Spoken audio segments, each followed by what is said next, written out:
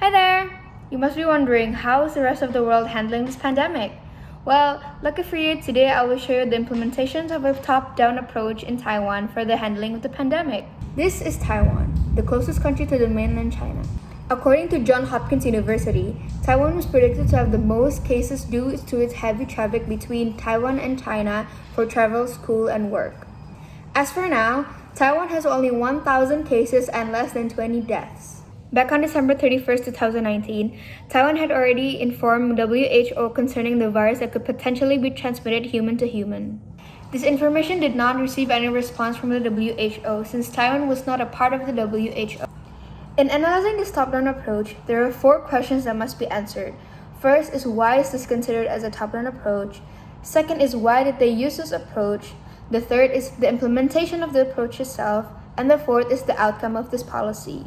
I will break down to you each question one by one.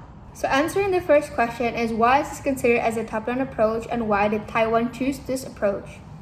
This is considered as a top-down approach due to how swiftly the measures were taken by the government without hesitation to handle this pandemic. The Taiwanese government banned people from the mainland China, especially the Hubei province, from entering its borders since the first case in January. Now let's talk about the implementation of the policy itself. There are 3 swift measures taken by the government in handling this pandemic. First is the centralized management, the second one is the use of technology in application, and the last one is government protocols for surveillance. The first is the centralized management, where the Taiwanese government established a central epidemic command center to handle the prevention measures, such as the quarantine protocols for high-risk traveler, imposing travel entry restrictions, taking contacts of the infected, and many more. They had a lockdown simulation and even a response to a future panic scenario. With centralized management, you can see that the government had a quick response in making a specific theme just to handle the pandemic. Next is the use of technology applications. The Taiwanese government has provided efficient immigration clearance, such as the entry quarantine system, which requires passengers to fill out their health declaration before arriving at their destination. This program also speeds up the immigration process, and this also has a database to the National Health Insurance Administrations to notify the doctors regarding the travel history of their patients for better communication and monitoring quarantine.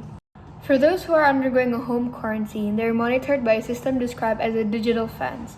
Anyone found breaching their quarantine can be fined up to $33,000 in US dollars. Lastly is the government protocol for surveillance.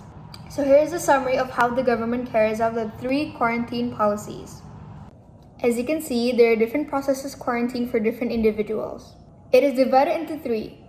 The ones who enter from Japan and the other countries, and the one who has been in contact with the infected ones. Lastly, let's talk about the outcomes of this policy itself. First, Taiwan is the most country with the fewer cases compared to other countries in the world. They're even nominated for handling the pandemic well. For the condition in Taiwan right now, they're able to live a normal life as before the pandemic. Even with low daily cases in Taiwan, they're still following the COVID-19 protocols in wearing masks, social distancing, and as well as cleaning their hands. In conclusion, the top-down policy is a suitable approach in a situation where the government has to make an urgent decision for the good of the country. In Taiwan's case, they were able to prevent a country from a strict lockdown and avoid economic recession like any other country in the world. In addition, all the regulations and the policies were decided just by the higher ranks up. This is due to the past experience that the Taiwanese government has with the SARS epidemic. And that is all for me, Jasmin Athira, for the implementation and top-down approach for the Taiwan case. See you next time! Have a good day!